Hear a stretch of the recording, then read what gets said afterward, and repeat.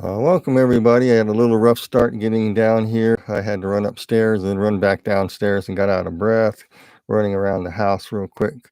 Had something come up right as I was starting the live stream. Couldn't get it started right away. So I was starting it again, in case if that's still seen, if anyone watching this or not. But anyone who comes on, comes on. I did not announce this live stream. I'm just going to fill in the gaps. And we did Daniel's chapters 1, 2, 3, 4, and 5, but we were missing chapter 3. So I wanted to do chapter 3, a redo chapter 3 from what I did back on Facebook. And Facebook is doing me a number on Facebook. It's really strange. You can't understand it. But I can't really do live streams on Facebook anymore. They upgraded their system, and every time I do it, there's so many issues and problems that I have simply no way of doing anything. So as I get this thing set up here, I'm going to pull up my scriptures again, so they'll be online. I can look at them. I don't have to look down all the time. I will be referring to the I'll be using the New King James. So let's go ahead and get with the program here in Daniel chapter 3. And in Daniel chapter 3, I'm trying to think of a good title to call it. I just call it The Ingenuity of Humanity, or Things Never Work Out the Way You Think, or something like that. But I could not think of a title for this other than Daniel chapter 3. But anyway, Daniel chapter 3 is familiar. It's about Daniel's friends being in the furnace of fire. So you can say when the heat's on, that's what it's about. So there is no being a Christian does not make you an exempt from ever suffering from any adversity or any problems, ever going through anything. Contrary to what a lot of people teach in especially in America, Bible circles and Christian circles, it seems to be very popular that if you're a Christian, everything is going to be okay. You're a believer, all the world's going to respect you. You're going to be rich. You're going to be prosperous. You're going to be in health. You're going to be prosperous. You're going to be, everything's going to work out, and you're going to be a bed of roses. And as soon as you become a Christian, you find that not to be true. But you have many ministers trying to sell the gospel that it's all about, you getting rich, getting prosperous, getting healthy, getting wise, being this and being that. But no, we are in the midst of a hostile world. Jesus says we will suffer persecution, unfortunately. And there are times when things we don't understand happen to us, like maybe a COVID virus and things like that. There's no guarantee that things are going to be a bed of roses, not even in the world. See, we live in a hostile world that's hostile to all human beings. And then since it is, this system that's in the world is hostile to every human being, it's really hostile toward Christians.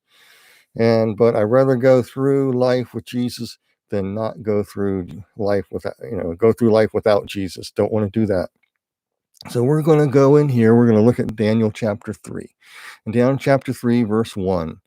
And I give a little review real quickly here. When I do Bible studies, I go over names, meaning of names. I also, when it applies and it's appropriate, if there's something there, I will look at it and I will give you the meaning of numeric meaning values, and I'll explain while I do this and what it means. And this is very important here in this particular chapter to understand what's going on. The name meanings and the numeric meanings add meaning and depth to the text because the the ancient people in Daniel's day would have known this. People all the way up to the Second Temple period would understood what some of these numbers meant, especially in a pagan world where it was drilled into you and these were givens. They're not givens anymore. We have to really look it up and to find out what the flip side of the story and what's going on. With that, we're going to just jump right into verse 1. That's how we're going to be approaching this. We're also going to look at some of the names of the old gods and what they mean. So this is a story about Nebuchadnezzar's making a statue. And some people say he made a statue of himself. Some scholars say that it was a statue of a god. his God. There's all kinds of people are saying all kinds of things, but I think the Bible clarifies everything itself, just despite what scholars say. So let's just look at it. Daniel chapter 3, verse 1. Nebuchadnezzar, remember Nebuchadnezzar's name means may Nebo protect the crown. Who is Nebo? Nebo was worshipped by the Babylonians. I'm going to read from Wikipedia, okay? Nebo was worshipped by the Babylonians and Assyrians. Nebo was known as Nishimba in the Sumerian pantheon and gained prominence among the Babylonians. He was identified as the son of the god Marduk, okay? Nebo was the patron god of scribes, literacy, and wisdom. He was also the inventor of writing. He was the divine scribe.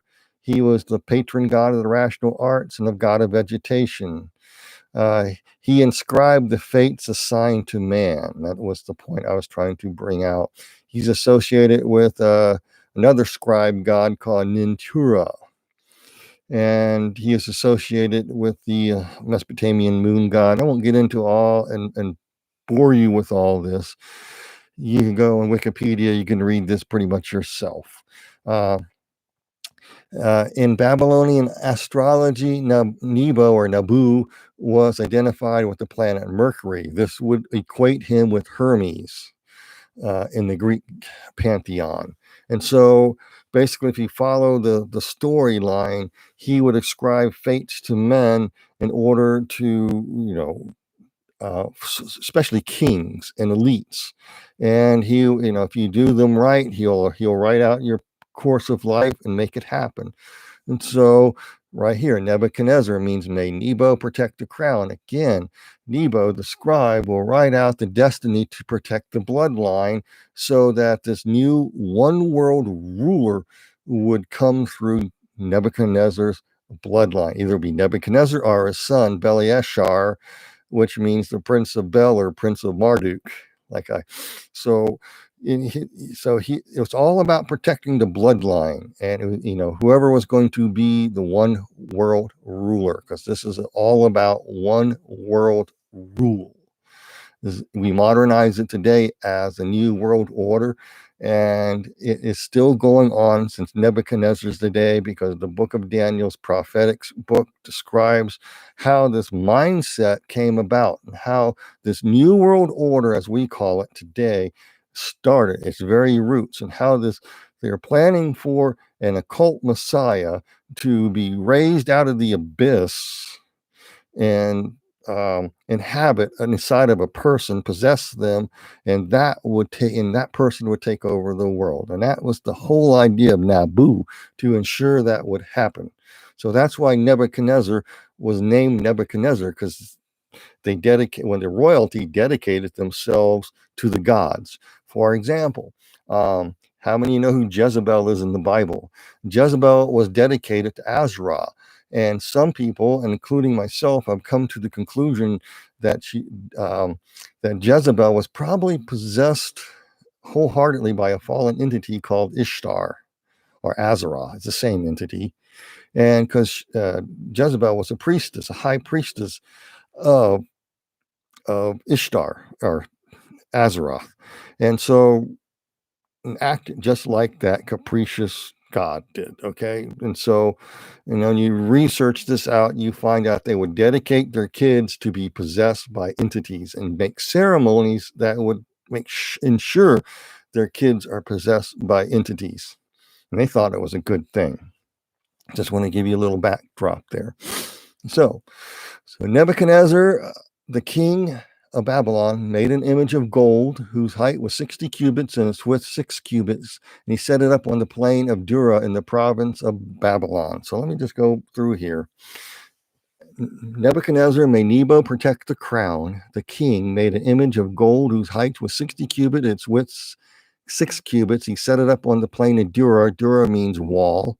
In the province of Babylon, it means mixture, confusion, where things are gelled together and synthesis. The occult world wants to take God's natural order and synthesize it and make it into a new synthetic world. The name Babylon perfectly fits the prophetic timeline. On and on and on it goes, all the way through the book of Revelation, as we shall see.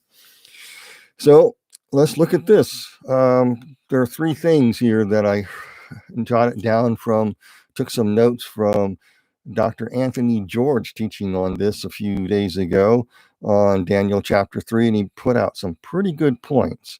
He said that there are three things that this particular statue that he made at 60 cubits tall and 6 cubits wide represents. First, it correlates to humanity's ingenuity to build a new world order. So I'm going to just use that premise and just they want to build something, they want to take over something. And so in Genesis chapter 11, I'm going to get the Bible out for this here. In verses 1 and 2, it says, "Now the whole earth was one language, and it came to pass they found a plain in the land of Shinar, and they dwelt there, and they made bricks one another." And basically Nimrod came and they built the Tower of Babel. Okay, so here's the first instance where they build something. The ingenuity of man to build a one world government, to make their own bricks, make their own way to build this thing. So it goes back to Nimrod. Actually, Nimrod wanted to restore the order of Genesis chapter 6, and through Nimrod's bloodline and so forth. I won't get into all the details of the royal bloodlines on this segment here. I kind of covered it in the other segments that I did on Daniel. And so the first tower here, the Tower of Babel, is defiance. So let's look at it. The new world order is going to be built upon the Tower of Babel's idea, which is defiance against God. God wanted them to go into all the world and inhabit it, but no, they settled in the plain of Shinar, made bricks and made a tower to escape a next flood. That's the idea. Some people, which from Skywatch TV and other people and other scholars have talked about, this would be a gate of the gods, a way to make contact with the gods, or the fallen angels. They wanted to make contact with the fallen angels again and reconnect with their Nephilim heritage, okay, with this royal bloodline. That's an interesting theory, and I think it holds a lot of water. So just to let you know that. So you have here in the Tower of Babel, you're watching the Tower of Babel being built in Genesis chapter 11, and that represents defiance. And here in Daniel chapter 3, we have another ingenious building project going on, a gold statue. And this represents idolatry because they want to worship it. Okay? And then there's a new system that's going to be built, and it is based on universal deception, and that's found in Revelation chapter 13. It's the beast kingdom, the new world order coming to fruition with its one world leader. So you have three stages here of things that connect the dots back to this statue. First, you have the Tower of Babel, which is defiance. And now you have adultery coming into the world, and then you're going to have great deception coming into the world. This is how the new world order works. It's based on defiance, idolatry, and basically doing whatever it is you want, whatever your idol is, and universal deception. So I just wanted to share that with you because in fact, the height of the statue describes a backside of the story that most people don't even pay attention to. And I am going to do something, and I'm going to explain why I'm doing it. I'm going to tell you the meaning of the numbers based upon pure logic.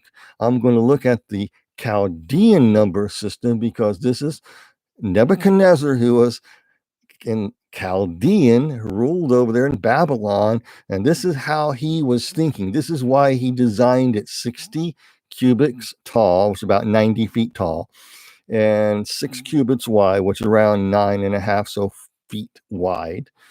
And obviously, this statue probably was on a pedestal, a very tall pedestal, and but anyway, I won't get into all the dimensions, but it says 60 cubits tall.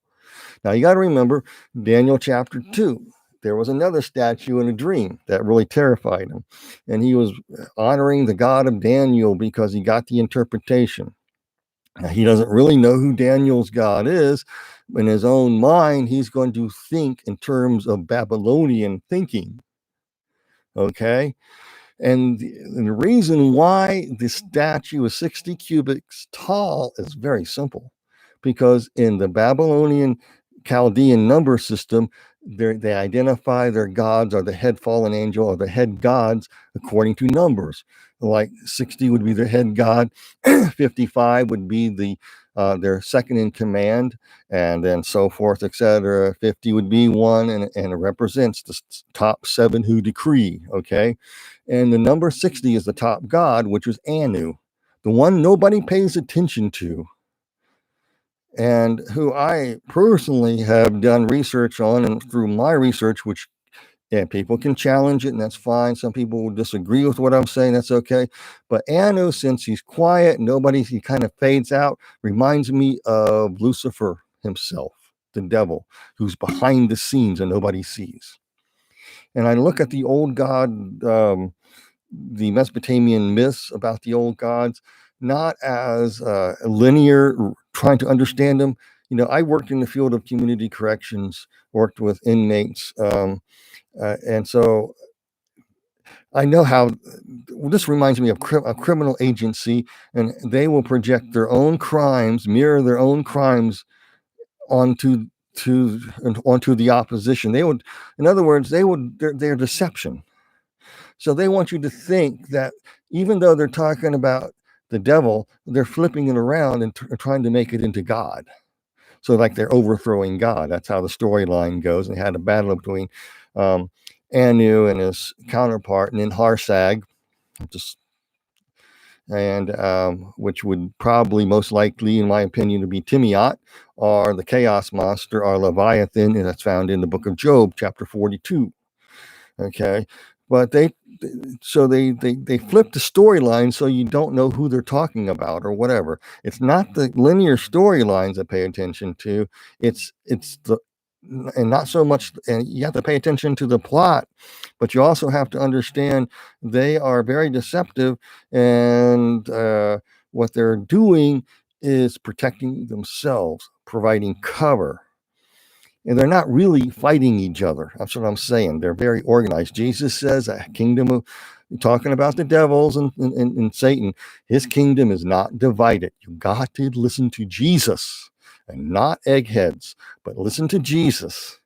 Satan's kingdom is not divided. So with that, when I read the pagan myths and storylines, they're not divided, just like they are in the jail and the criminal elements in the jail. They stick together. They may act like they're fighting and infighting in some areas, and sometimes if wrong elements, they will fight. But when push comes to shove, they stick together.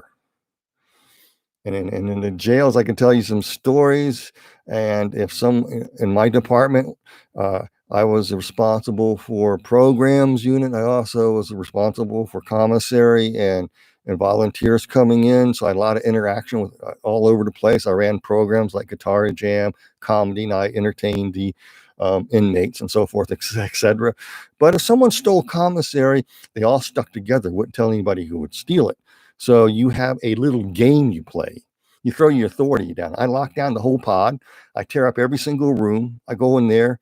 Me and another deputy would just make havoc. We know we're not going to find what we're looking for, but we know jail, and we know jail etiquette, because the perpetrator who actually stole the commissary is suddenly going to slip in the shower and have a couple of black eyes or fall down the stairs accidentally. And so the idea is to get these guys to punish them. You just got to know how these guys think. So there's just little tidbit of information. I don't know why I gave that to you, but I just know when I'm reading this, I see criminal activity, which is pretty apropos to the devil. So why is this tower 60 feet tall? Because it is Anu. It represents Anu. So this was a statue to Anu, the high god who Nebuchadnezzar would equate with. The most high god of Daniel would be Anu. It's only logical that he would think that. being the pagan mind and very proud person that he was. And so he wanted to make a god that would honor that. Okay. And it was 6 cubits wide. Now, why is it 6 cubits wide? The number 6 in Chaldean numerology, not Bible numerology, means what? It means the planet Venus. It's related to Ishtar. What's Ishtar's job? Ishtar is to help Anu bring his son into the world to rule the world, which would happen to either be Nebuchadnezzar or his son or someone in the royal bloodline. Ta-da! And that fits Nebuchadnezzar's name. May Nebo protect the crown. How you like those apples? I'll tell you. There's a lot in these numbers you don't know. Now, what is Bible number? The Bible numbers have totally different meanings. I'm not sure how it would relate here because it doesn't, it may not. But 60 means it's a shape of a staff. And it means what you lean against, what you lean on, what supports you. That's the idea of 60. And 6 in Bible numerology, most people know is a number for man, but it's actually a picture of a tent peg. It's more apropos to what people attach themselves to. Will it be God? Will it be the flesh, the devil, the world? Who and what do people attach themselves to? And Ishtar's job is to attach people to idolatry, lust, sex rights. I'm just saying, also warfare, commerce, just being very Jezebelish. Okay, just put it that way. I won't get into too much more. Those of you who know about Ishtar, Azarah, know what I'm talking about. And it's, and I equate that with the whore of Babylon in Revelation chapter, when it talks about in Revelation chapter 17, 18. And so it's also overall commerce. And so it's anything this entity wants to attach humanity to all kinds of material things and lustful things, beauty, warfare, whatever, and pitting people against each other. And so Ishtar was also a war goddess, a huntress, Artemis as well. So this all fits because the job of Ishtar in the storyline is to go into the abyss and bring somebody out. That's the basic gist. And so they want to bring the bloodline king to the surface. And so that's what the statue actually represented. And Nebuchadnezzar, in his brilliant mind, probably most likely, since I'm putting this together, trying to think like how a pagan king would think, a proud king like that would think, who just got shellacked by Daniel in chapter 2 about another statue, and he's going to make a statue to honor that god that he thought it was Anu. Okay. And so if you add those two numbers together, you get 66. I don't know if this means anything, but the Chaldean, it just it makes sense to me. If I'm going to be a Babylonian king who's going to make this 60 cubits wide, 6 cubits wide and 60 cubits tall, and I know Babylonian numerology, like he probably did. They thought they did magic with these numbers. They add 60 and 6 together, and you get 66. Okay, and 66 indicates accomplishments. It just means blessing. You have emotional, financial, physical blessings. You're going to have success in bringing this entity forth, this bloodline, to bring forth the whom we would call the Antichrist, just to make it simple. Remember, the Antichrist is number 666, no 666. Just think about it. And also the number 66 talks about a particular type of person who will have accomplishments. That's a superb speaker, very proud, house proud, I call it, just household proud, very just proud of who he is. And so very sophisticated. and they're going to have great success. So that's guaranteed in the storyline of Ishtar to help Anu bring his son out of the abyss. It's not his real son. It's another fallen entity that has a job to, but we'll get to that later. So if you add 6 plus 6 together, like you do in Chaldean numerology, that equals number 12. And 12 is the symbolism of this number is suffering and anxiety of mind. It means you will sacrifice the victim. So right now, and that tells me prophetically what's going to happen to Nebuchadnezzar in chapter 4, which I've already done. You just listen to that. How Nebuchadnezzar tells how he went mad. He driven into the field and ate grass for 7 periods of time. So there. And so anyway, that's just add that in there. Now, what does the number 12 mean in Bible numerology? Bible numerology, it means harmony of governing order, representative leadership, God or man's.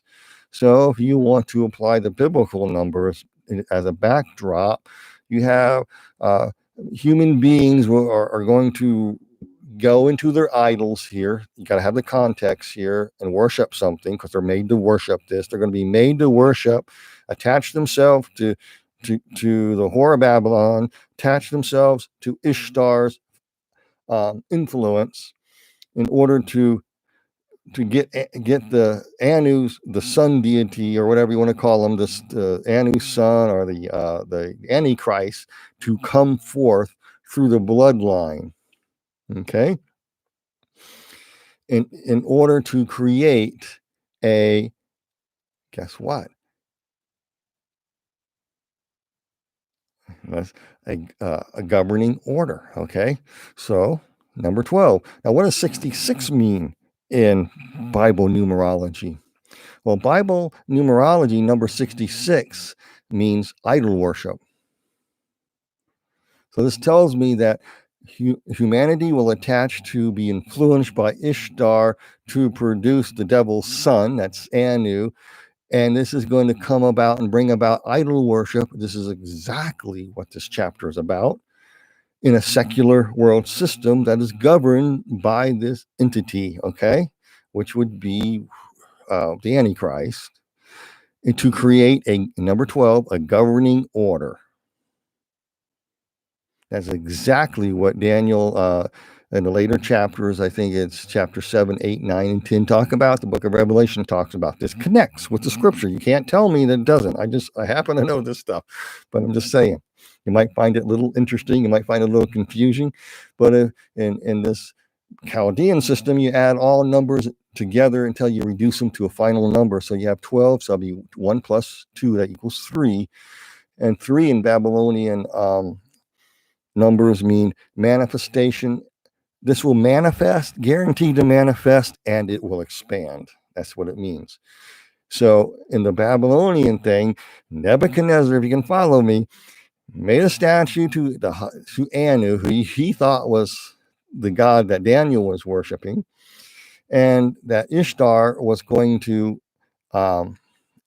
help bring forth the sun deity through Nebuchadnezzar, because Nebuchadnezzar's name was, may Nebo protect the crown, may Nebo make sure the fates are ascribed for this. He named Daniel Belshazzar, which means the one who protects Marduk, the head Marduk. I mean, 60 could also be Marduk. I won't get into all that, but Marduk's special little treasure, which would be him. Okay. So all this fits with that. And so you have the idea here, this entity that's going to come from the bloodline is going to manifest and his kingdom will expand. So that's what this represents. It's idol worship. It's idol worship to worship a one world governmental system where an antichrist will come forth and rule the world. This is what Nebuchadnezzar was told in the statue. He was that king that founded this ideology. He's the one that laid it down. Actually, Nimrod did, but he's the one that codified it into gold. Okay, the gold, just think of the golden headed dream and you get an idea what gold represents. I won't get into all that at the moment. I'll talk about the meaning of colors and gold later. So Daniel chapter 2, I'm only in verse 1. Chapter 3, verse 2, and King Nebuchadnezzar sent word to gather all the satraps, the administrators, the governors, counselors, treasurers, judges, and magistrates, and all the officials of the provinces to come to the dedication of the image which King Nebuchadnezzar had set up, so Nebo could write the fates to protect the crown. So everybody's in sync with a one world government. That's why he did this. So the satraps and all these people, I'm paraphrasing in verse 3, they gathered together for the dedication of the image that Nebuchadnezzar set up, and they stood before the image that Nebuchadnezzar set up. Then a herald cried aloud. Now, just want to get to the picture. In the book of Revelation, there's another character called the false prophet. He's a herald, okay? So prophetically speaking, just listen to this. Think of how the dots connect to the false prophet, what a false prophet does, okay? Announces the coming of the Antichrist and setting up and helping them establish it. Then a herald cried aloud in verse 4, to you it is commanded, O peoples, nations, and language, that at the time you hear the sound of the horn, the flute, the harp, the lyre, the palmistry, in sympathy with all kinds of music, you shall fall down and worship the gold image that Nebuchadnezzar has set up. Whoever does not fall down and worship shall be cast immediately into the midst of a burning fiery furnace. And so at that time, the people heard the sound of these all these musical sounds and musical instruments. I'm just paraphrasing, and they would, in all different languages, they would fall down and worship the image which Nebuchadnezzar had set up. Okay, I want to explain this in a minute. So when at a certain time this would happen, if they're 100 miles away, they can't get there, but they would have to bow in the direction of the statue, wherever they're at, in a 300-degree circle. Just think of that in a directional mindset. So here they're all over the Babylon, the large kingdom that he had, and they're supposed to do this. Now, why music? I want to tell you why music. The occult world will use music to create vibrations in order to invoke spiritual forces. Okay, that's basically what, and also hypnotize people and get people in compliance to gel with the vision. You kind of go, ugh. And unfortunately, I don't have time to go into great details on this right now, but the Lord a while back had me go in and I said I did not want to do this. I did not want to study the occult. I did not. I was resisting. I fought it for a long time, and so finally I acquiesced and I went down and looked at it. So I found out Alice Bailey. And I said, boy, this stuff is boring. I can't read this junk. It's trash. And so when it came to me, I don't know, the Lord must have spoke to me. You can say whatever you want to say. But I said, well, it's a PDF. Why don't I just do a word search? So I started doing word searches on government, education, and then music. I also did vibrations. And oh my gosh. There's a whole Christian move all about sound and vibrations, not how God set up sound and vibrations, but how the occult world is to set the stage in a sort of a hypnotic way to create an atmosphere, a hypnotic atmosphere that you think a presence comes in and things will happen. And they use repetitive words too to invoke this thing. Some of them will use I heard a few of them say Baba Baba, B-A-B-A, Baba Baba Baba, and they say that. And I looked up Baba, and I think, if I remember correctly, it was a Hindu god that does signs and wonders and promotes healing and prophecy. So you got to check things out, folks. You really do. And also a lot of goofy things happen, and a lot of Kundalini spirits happen. And this is why they were doing that, because they get people seduced with these fallen entities, would come down and manifest during the music with these vibrations and hypnotize people that this statue really meant. And they were all in sync with producing the Antichrist to come on earth. And that's what this statue was about, to protect the bloodline so it would happen and be established. I bet you didn't know that was in the book of Daniel.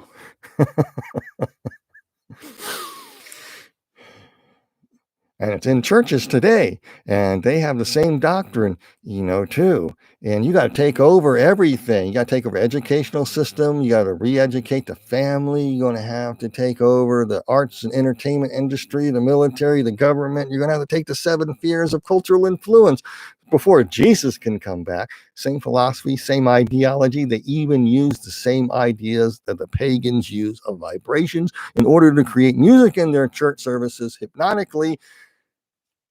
Here you got it right there in Daniel chapter 3. You can pretty much a living testament of what was going on. No wonder God is a little perturbed, and he permitted this COVID virus. I mean, I'm telling you, I think we've hurt God's feelings enough. God is a God of love, but love hurts. Love has feelings. We don't think God has feelings. God's a jealous God. And yeah, he's very patient and kind, but he's not going to let iniquity go unpunished, especially when you're staining his name and making a mock of his name. You can't make a mock of God's name. I can't stress that anymore. So, okay, now we go to verse 8. Therefore, at that time, certain Chaldeans came forward and accused the Jews. Okay, let's modernize this. Chaldeans mean the clod breakers, the ambushers who hide and hunt souls of men and they drain the swamps with their captives in order to break the new ground. That's the kind of the idea what Chaldeans mean. And it came to be known also as the elite. So that certain elites came forward and accused the Jews. I mean, we got people in Congress accusing the Jews. I mean, these are covenant people that belong to God. I mean, let God deal with his own people, okay? They're covenant people. Don't curse the Jews. I mean, they're God's people, okay? It won't do you any good if you do. I'm just saying. But modern times, you can add Christians in there. You can just say, you can rephrase it like this. Therefore, a certain time, the elites came forward and accused God's people. And they spoke and said to King Nebuchadnezzar, who wanted to protect the crown, O king, live forever.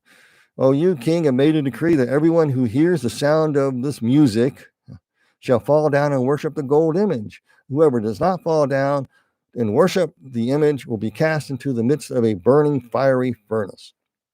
Verse 12, and there are certain Jews or certain Christians, or certain people of God whom you set over the affairs of the province of Babylon, Shadrach, Meshach, and Abednego. These men, O king, have not paid due regard to you.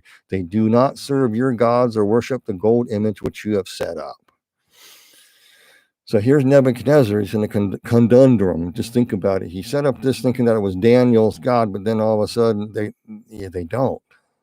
They worship. Yeah, it kind of dawned on him. Wow, Daniel wasn't talking about who he was thinking about.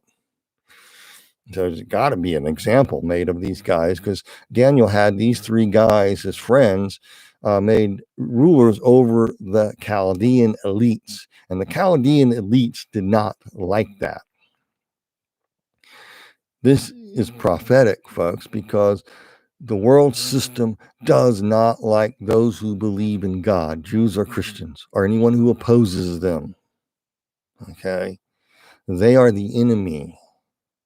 And you got to realize you do have people that are under the sway of principalities, powers, rulers of darkness, hosts of wickedness in the heavenly places, like Ephesians chapter 6:12, who are motivated by these things to stir up and oppress you in order to bring about a new world order. And this is what the whole gist of this was. These guys are not worshiping this image. Let's go. You yourself said you're going to have to make toast out of these guys.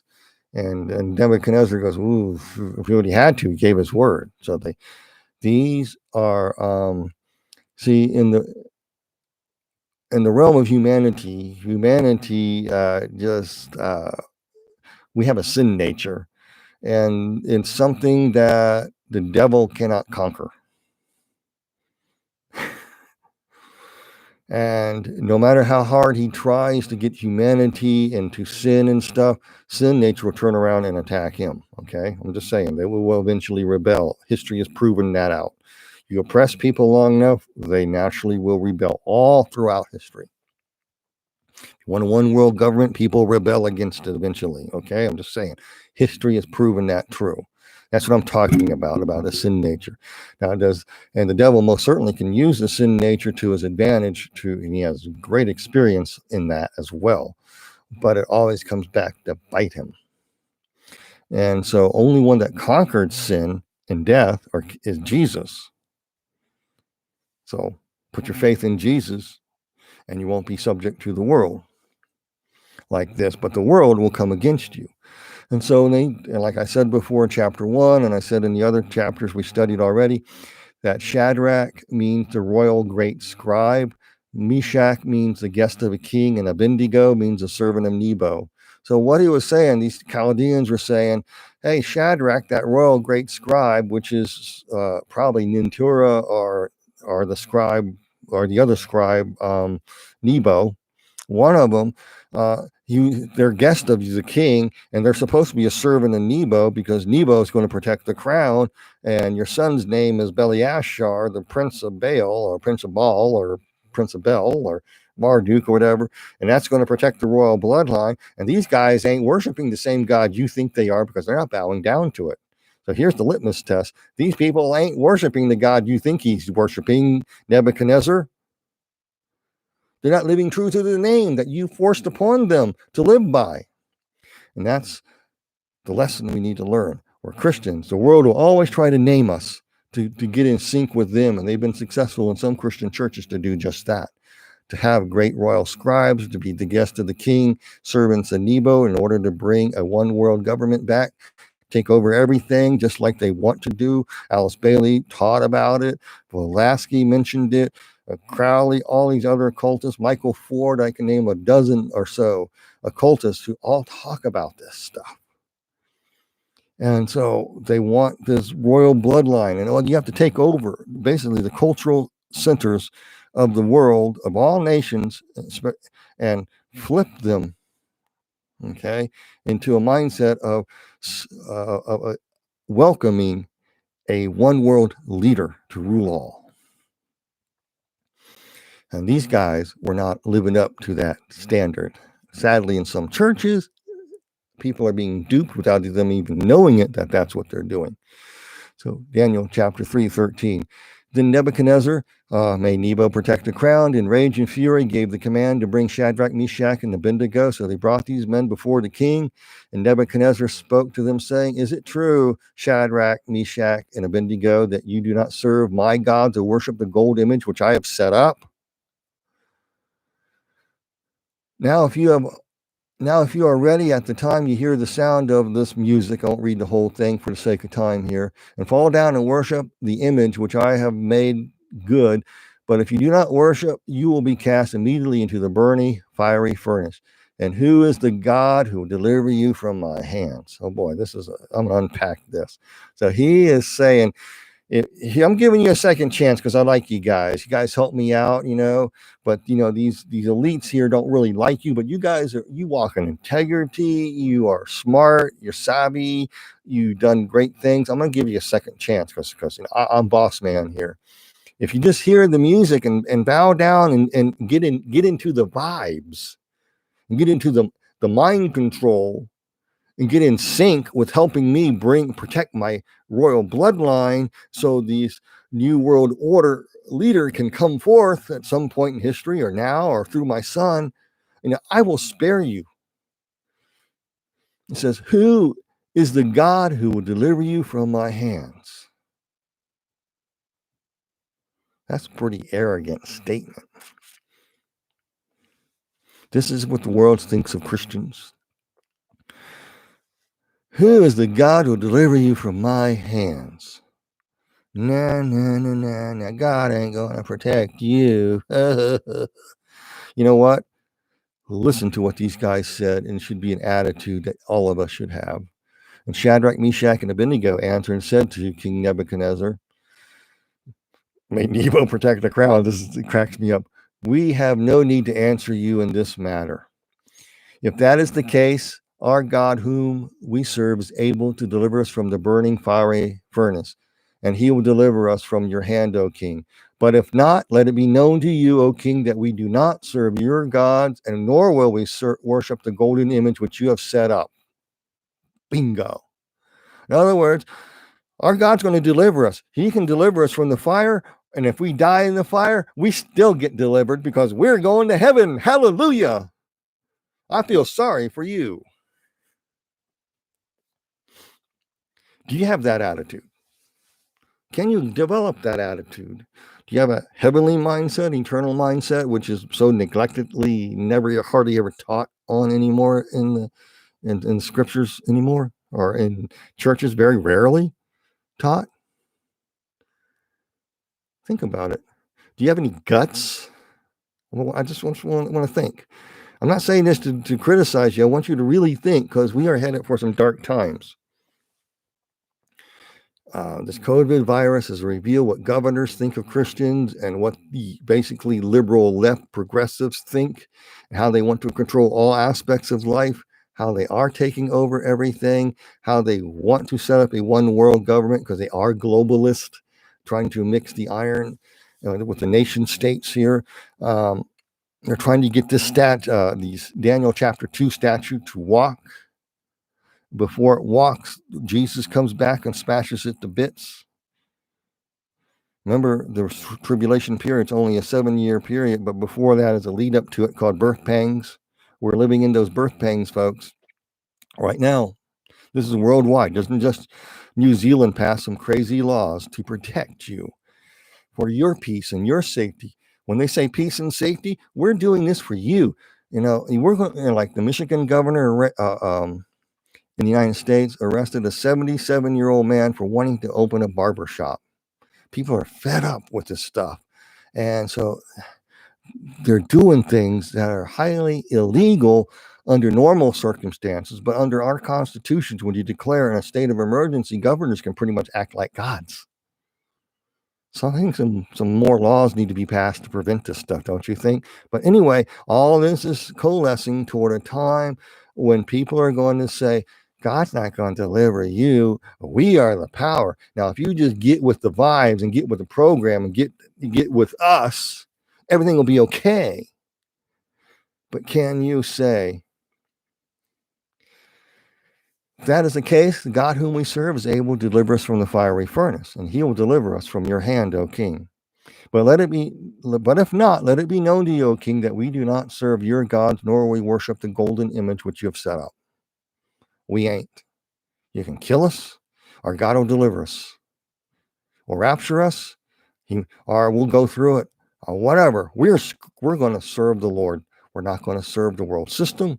We're not going to serve you. We're not going to bow our knee down to you. And they'll say, well, didn't the Bible say you got to honor government and all that stuff? Not when it gets offensive and making a choice between it and God. There comes a time, even in the first century church, they knew that. If you don't believe me, historically, one of the ways that the Roman emperors did, it says, if you don't worship and serve the emperor, you got to worship the emperor, and you got to honor the government. You say in the book, you honor the government. You're not honoring the government when you say you're not going to worship Nero, you're not going to worship the Roman emperors. And they said, no, we're not going to worship him. You can kill us. Our God will deliver us. They had that attitude. They conquered the pagan world with that attitude. We had that attitude today. Imagine what would happen.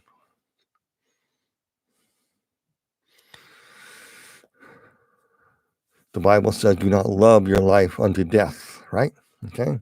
That's what these guys, they understood who God was, and they were faithful. And so Nebuchadnezzar commanded the certain mighty men of valor, Gibborim, men of valor who were in his army, to bind Shadrach, Meshach, and Abednego and cast them into the fiery furnace. And these men bound their coats, their trousers, turbans, and other garments were cast into the burning, and they were cast into the fiery furnace. In other words, they tied them up and immediately threw them in there. Therefore, because the king's command was urgent, the furnace was so exceedingly hot, the flame of the fire killed those men who took up Shadrach, Meshach, and Abednego. The people who were going to persecute him and throw him and burn him, the fire came and killed them. Nice prophetic picture there. Let your mind wander on that. Verse 23.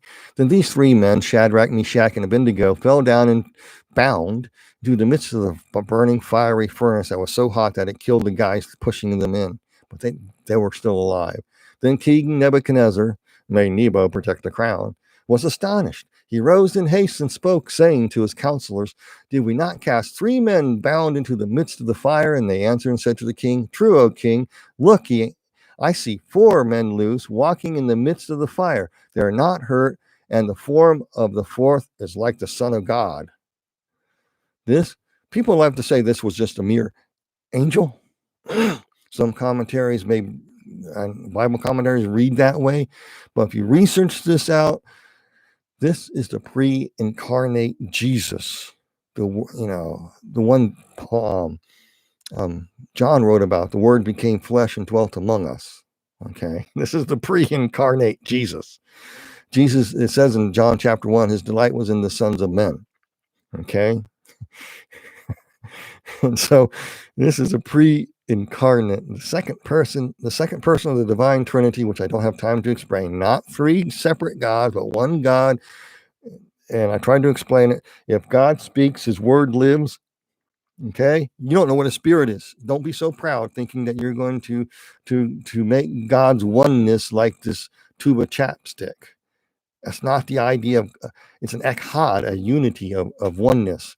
And so a spiritual a being like God, if he speaks or whatever, so when he speaks, the world was created, and it says Jesus created the world. So he speaks, his word is living, it would be his son. He wants to establish something, proceeds out from the Father, comes the Holy Spirit to establish it as a fact, to make it happen. Okay, it's just the idea. Then when they're done, they come back. In Jesus' own words, I proceed forth from the Father, the Holy Spirit proceeds forth from him. John said he's the Word became flesh. This goes back to Manoah. This goes back in Book of Judges. It goes back through the ancient Hebrew cosmology, that there was an entity that came, and it was known as the Malach Yahweh. Not the angel of the Lord, but the Malach Yahweh. There's no of there. There's no little preposition connecting the two, but modern English readers in the Masoretic text put of there in English. It's not an angel. It's the word, the task bearer, Yahweh. That's what it means. Manoah thought he saw an angel, and he said, oh, you know what? This was no angel. This was God. Oh my God, we're going to die. And his wife said, no, we're not. He gave us favor to have Samson, a son. We're not killed. So the only way you can look upon God is looking through Malach Yahweh, the Son, Jesus. That's who this is. And this, to early Hebrew mindset, they would understand this. Modern mindset, not so much, because we're much smarter than they are. Probably a whole lot dumber too, but well anyway. But that's who Jesus, this is Jesus down here. He untied them, and he's walking around in the fire with them. And Nebuchadnezzar, hey, he looks like the Son of God. Jeez. And Nebuchadnezzar went near the mouth of the burning fiery furnace. He went near, as close as he could go. Shadrach, Meshach, and Abednego, servants of the Most High God, come out and come here. And then the 3 men, Shadrach, Meshach, and Abednego, came out from the midst of the fire. And the satraps, administrators, governors, and the king's counselors gathered together, and they saw these men on whose bodies the fire had no power. The hair of the head was not singed, nor were their garments affected, and the smell of fire was not even on them. And Nebuchadnezzar spoke, saying, Blessed be the God of Shadrach, Meshach, and Abednego, who sent his messenger, his Malach. That's the word Malach there. His messenger, not an angel, his messenger, and delivered his servants who trusted him. This is the word. He sent his word. That's what he's saying. delivered his servants who trusted him, and they have frustrated the king's word and yielded their bodies that they should not serve nor worship any gods except their own God. All of a sudden, he got it. Now, there's a God that I don't really know about here. Therefore, I make a decree that any people, nation, or language which speaks anything amiss against the God of Shadrach, Meshach, and Abednego will be cut to pieces, and their houses shall be made an ash heap, because there is no other God who can deliver like this. And then the king promoted Shadrach, Meshach, and Abednego in the province of Babylon. That's the entire chapter there. Let me break this down here. And so we have here, he's saying that the Malach, the messenger Yahweh, I mean the Son of God, the pre-incarnate Jesus, delivered his servants who trusted in him. Do you hear what that's saying? When you trust in Jesus, you're saved. He'll get you out of the fiery furnace, or if you die in it, you go to heaven. You can't lose. You can't. You just don't want to serve these false gods. Because you got to understand, when the people in the early church, there were a lot of miracles happen. A lot of people were spared martyrdom, and there were all kinds of things. There's a story about the Apostle John being boiled in a cauldron of oil in Ephesus, I believe it was, and he came out unharmed. There's a lot of incidences they talk about that. Some people pass it off as whatever, but and then other incidents where people were not delivered. But when the people were being martyred in the Colosseums in the Roman Empire at that time and being put to death, people were going to go, these are pretty decent people. They didn't lie. They could be trusted. They always did the right thing, and they had integrity, which we don't. And they're really, why are we doing this? And people actually became sickened of it, and all of a sudden more and more people came to Christ, and it collapsed the entire system. So the worldly system of that era and time. So, and the Bible says, precious is the death of the Lord's saints to him, because they speak volumes, especially when the saints of God act like Christians and not act like the world. And if they are persecuted, they go down as walking in integrity, not lying, cheating, and stealing, and committing adultery, and doing wacky, stupid things, and going in the world of the occult, and doing this, that, and the other. And they're different. Your light is shining. You're like salt. People need salt to live. They need light to see. And they'll come to you and go, wow, what do you have? And if you're being persecuted, they'll go, these are pretty decent people. Now, can they say that now about the church? Think about it. I'll let you make up your mind on that. So that is the essence that I'm trying to get at here. Is there people really like this? Okay, so they want to trap you. They want to set you up. That's what the Chaldean elite did. But you got to have a mindset. And no matter what comes, God can deliver me. But if he doesn't, I win. No matter what, we win. You got to have that mindset. You got to have, I called it, I did a study on the book of 2 Peter, and I said that you got to have the mindset that you are already dead. You're dead to the world, and you live resurrected to Christ. And you start thinking that way, and you let the Lord change you, get rid of the junk in your trunk and all the past traumas. I'll talk about that in a minute, and help you on your way. And I tell you, you don't want to go back to serving the world. And so Nebuchadnezzar did get it. He finally got it. This wasn't the God who he thought he was, that they were serving. This God is greater than all gods. He's the Most High. And so he promoted Shadrach, Meshach, and Abednego in the province of Babylon. So in the midst of things, when the world throws you stuff, if you walk right with God, he can get you out of it no matter how it will work. He can do it. Amen. Well, anyway, that is Daniel chapter 3.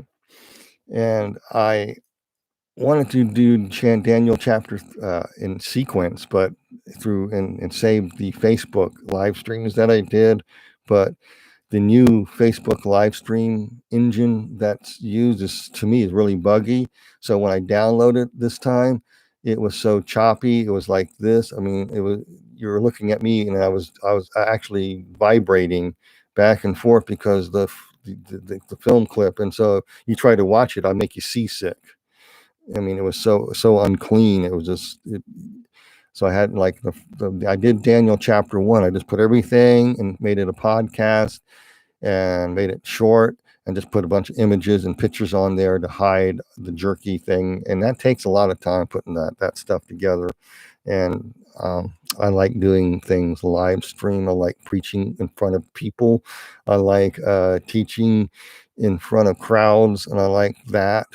I like doing live streams are much easier for me. Doing a radio show live in my basement is much easier for me than trying to do a video when I don't have anyone around. So just let you know that. Anyway, hope you enjoyed it today. You get a chance to hear me preach a little bit as well. But that's the lesson here. If you have any questions, there's a few people here. Oh, Carrie's here. Hi, Carrie. Oh, wow. Carrie says YouTube suspended your account. They said they didn't like my last 50 posts. They censoring. Yeah, their censoring could be why you can't live stream. Well, they did get rid of one of my live streams. I went to go access it, and they said kindly content not appropriate. So I know my Facebook channel is probably on the hit list too. I'm sorry to hear that, Carrie. Just it's a design. That's just what they want. And if you follow me about the COVID virus and some of the YouTube videos, I hope to get this next one out for Josh Peck.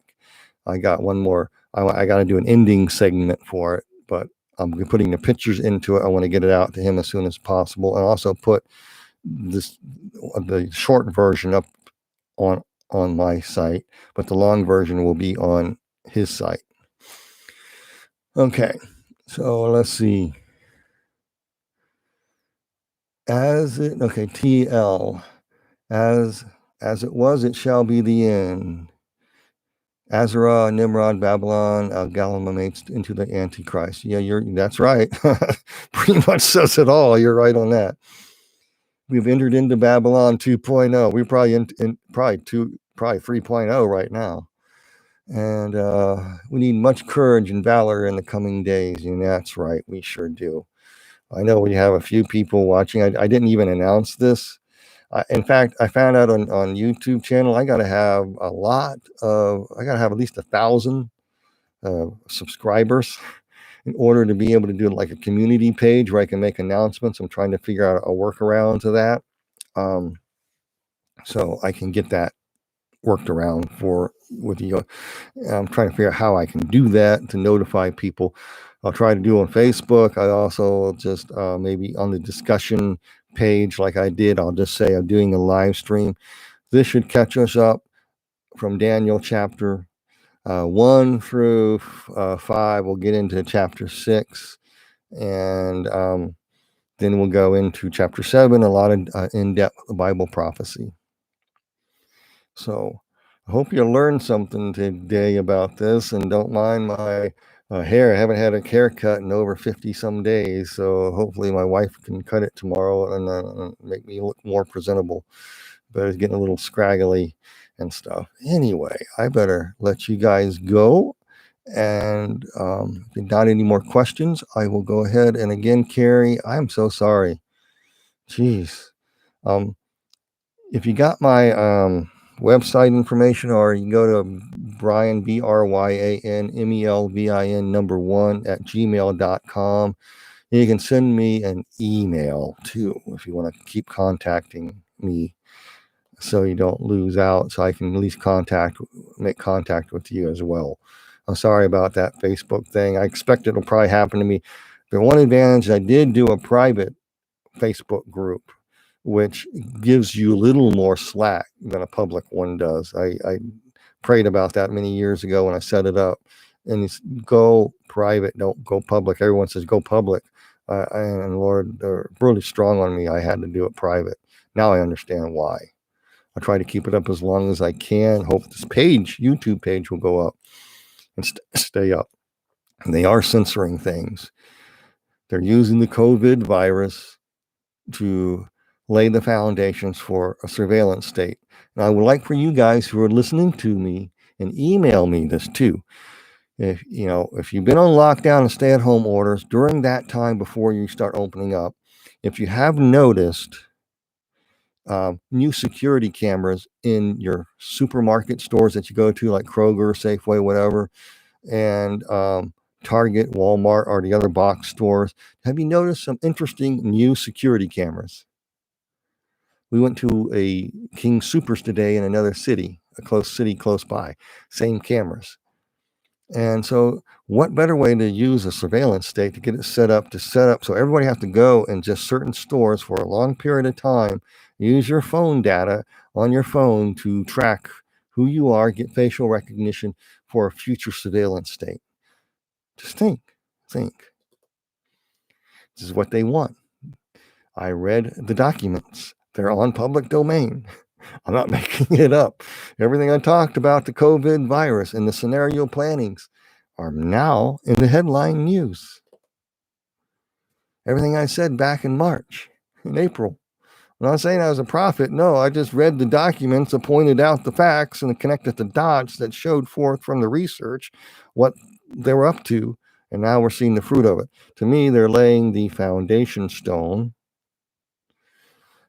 are setting up the platform, getting the bugs worked out for something bigger coming up. So be prepared.